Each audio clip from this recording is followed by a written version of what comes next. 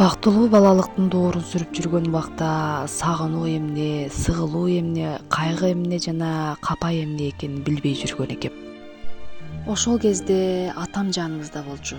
Ошол бактылуу мүнөттөр аккан суудай агып кеткендей сезилди. 2015-жыл мен үчүн кызыл сыя менен сыяланып калды.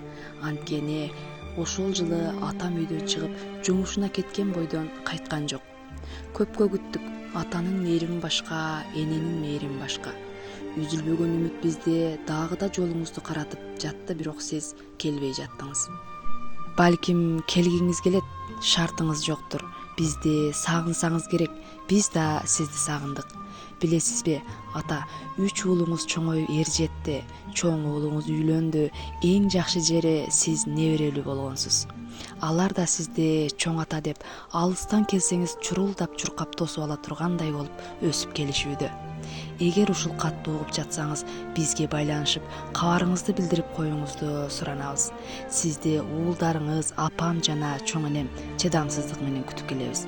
Болгону сизге көп узартпай кыска кат жазууну туура көрдүк деп, уулдарыңыз Нурадил, Накен жана Нурболот.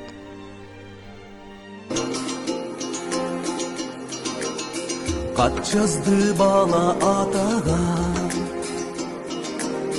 башымды коюп катага.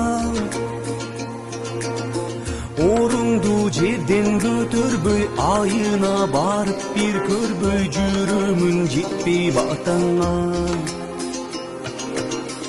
Орунду жерден көтөрбөй, айына барып бир көрбөй, жүрөмүн жетпей батаңа.